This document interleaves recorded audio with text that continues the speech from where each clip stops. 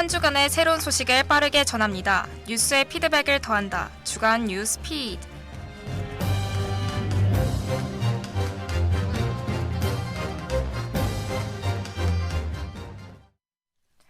청취자 여러분 안녕하십니까? 최신 시사 문제를 키워드를 통해 해석해드리는 키워드 뉴스입니다. 먼저 이번 달 언론을 뜨겁게 달군 소식입니다. 축구선수 손흥민 선수가 아시아인 최초로 EPL 득점왕에 등극했습니다. 잉글랜드 프로축구 프리미어 리그에서 활약하며 아시아인 최초로 유럽 5대 리그 득점왕에 오른 것인데요. 손흥민 선수는 노리치 시티와의 경기 전까진 모하메드 살라 선수보다 한 골 적은 2위였으나 23일 노리치 시티와의 2일 2위 시즌 최종전 후반에서 2골 득점에 성공하며 울버햄튼 원더러스와의 경기에서 한 골 추가한 살라 선수와 23골로 공동 득점왕에 올랐습니다. 아시아나항공에서 리오프닝을 준비합니다. 코로나19로 큰 타격을 입었던 아시아나항공은 2020년 9월 글로벌 항공사 최초로 A350 여객기를 화물기로 개조했습니다. 이를 통해 약 2,800억 원의 화물 매출을 올리기도 했는데요. 최근 아시아나항공은 20개월 만에 A350을 다시 여객기로 되돌리며 리오프닝을 준비하고 있습니다. 오늘 첫 번째로 톱합을 키워드는 EPL 득점왕입니다. 손흥민 선수가 2일 2위 시즌 EPL에서 넣은 23골은 왼발 슛 12골, 오른발 슛 11골이었으며 23골 중 페널티킥 골은 없었습니다. 노리치 시티와의 경기로 토트넘은 챔피언스 리그 진출이 확정되었고 손흥민 선수로 한국은 EPL에서 득점왕을 배출한 13번째 나라가 되었습니다. 두 번째로 톱합을 키워드는 A350입니다. 아시아나항공은 A350 기내 바닥에 설치한 24개의 화물용 팔레트를 제거하고 한시적으로 장착했던 이코노미 283석을 재설치한 후 좌석 전원 공급 작업을 진행했습니다. 또 안전검사도 추가로 마쳤으며 복원된 A350 여객기는 오는 6월부터 장거리 노선 중심으로 투입될 예정입니다. 지금까지 키워드 뉴스였습니다.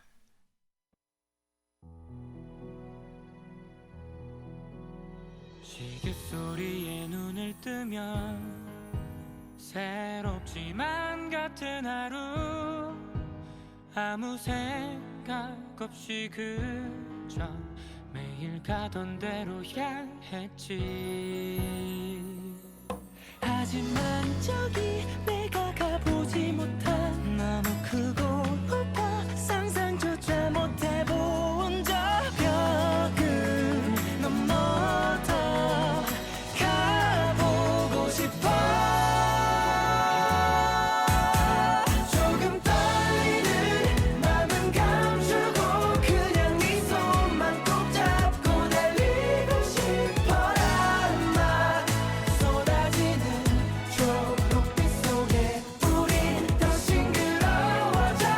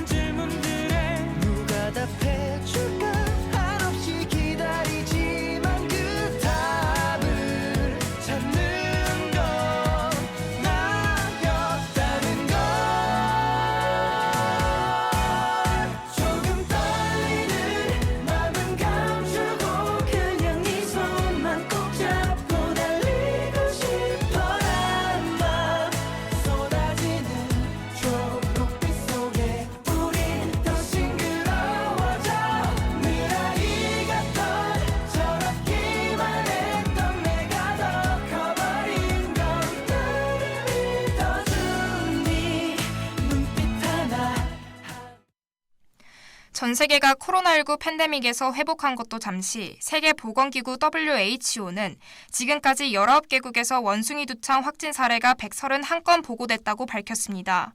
유럽뿐 아니라 중동에서도 확진자가 나오고 있는 상황인데요.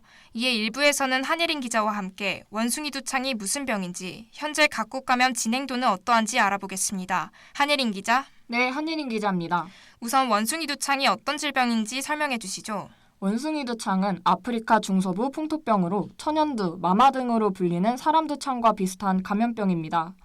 발병 증세로는 발열, 근육통, 요통, 심한 두통이나 피로감, 림프절 부종, 피부 발진이 있는데 이러한 증상이 일반적으로 2-4주간 지속되다 사라지지만 피부 감염, 폐렴, 창란, 안구 감염으로 인한 시력 상실 등 합병증이 발생할 수도 있습니다.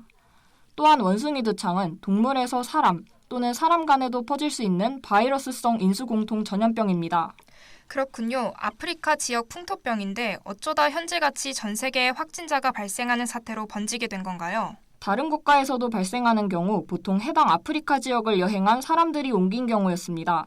그러나 WHO는 최근 보고된 사례와 발병국가 여행 사이에 명확한 연관성이 없고 감염된 동물과의 연관성도 없다고 밝혔습니다. 이런 상황에서 각국의 보건당국은 감염 경로를 일제히 조사 중인 것으로 알려져 있습니다. 원숭이 두창은 어떻게 감염되는 것인가요? 동성 간 성행위가 확산을 부추긴다는 말이 떠도는데 이 또한 사실인가요?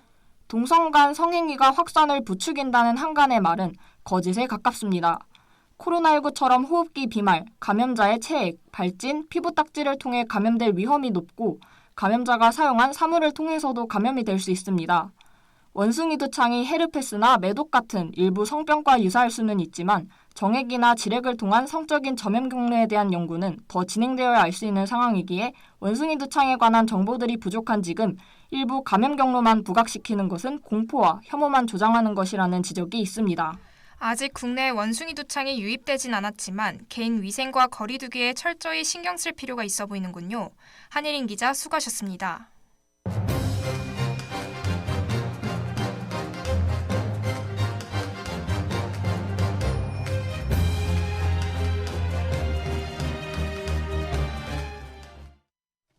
일부에서는 원숭이 두창이 무슨 병인지, 현재 각국 감염 진행 상황은 어떠한지 알아봤습니다.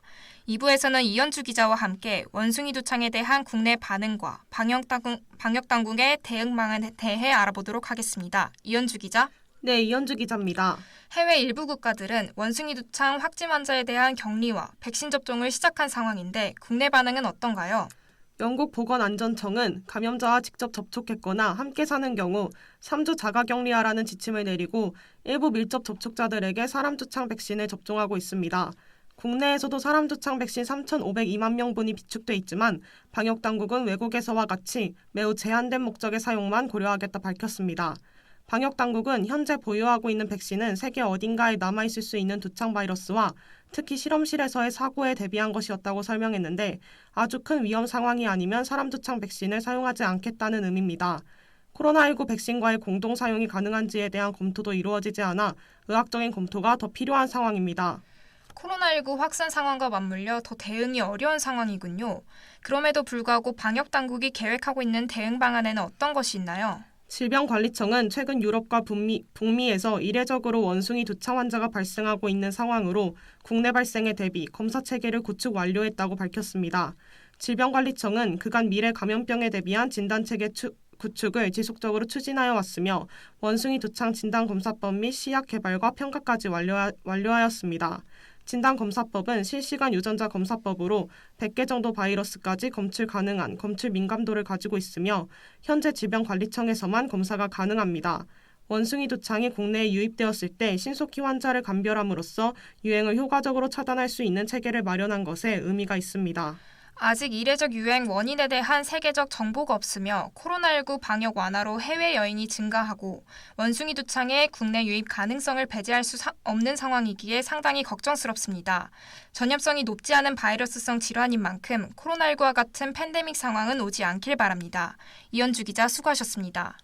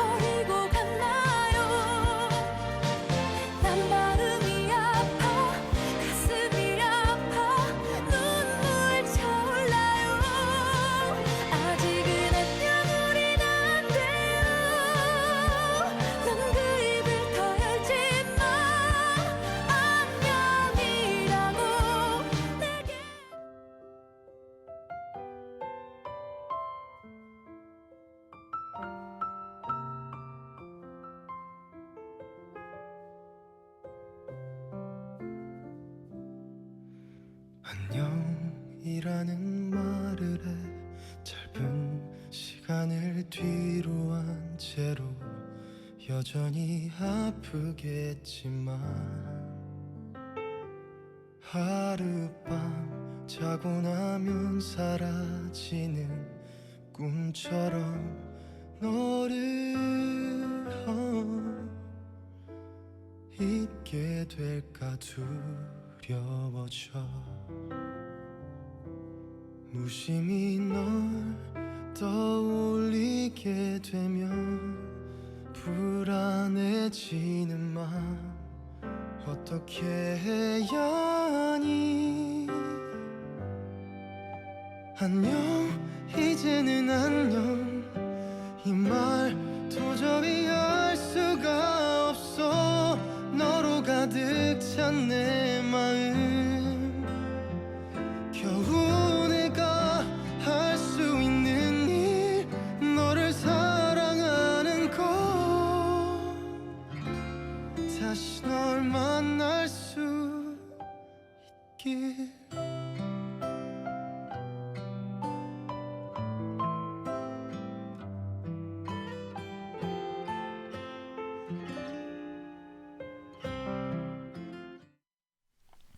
최근 미국과 유럽 등에서 많은 감염 사례가 나온 원숭이 두창은 현재까지 총 19개국에서 237명의 확진 및 의심 사례가 보고됐다고 하는데요. 다행히도 방역당국은 이미 검사 체계를 구축한 상황이며 국내 발생을 대비해 전국 시도의 보건환경연구원까지 검사 체계를 확대하는 방안도 마련했다고 합니다. 또 코로나19와 달리 전파력이 높지 않으므로 충분한 경계는 하되 과도한 불안감은 불필요해 보입니다. 모쪼록 원숭이 두창 확산이 빠르게 잠잠해지길 바랍니다. 다음 학기부턴 새로운 앵커와 기자들의 주간 뉴스피드가 방송되오니 변함없는 사랑 부탁드립니다. 디유베스 뉴스는 앞으로도 계속 신속 정확한 보도를 위해 나아갑니다.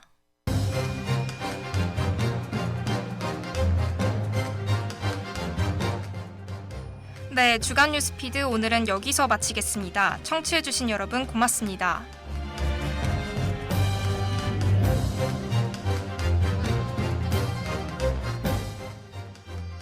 이 시간 지금까지 보조의 이호정 남승우, 기술의 박한비, 취재의 이현주 한예린 기자, 진행의 강민지 앵커였습니다.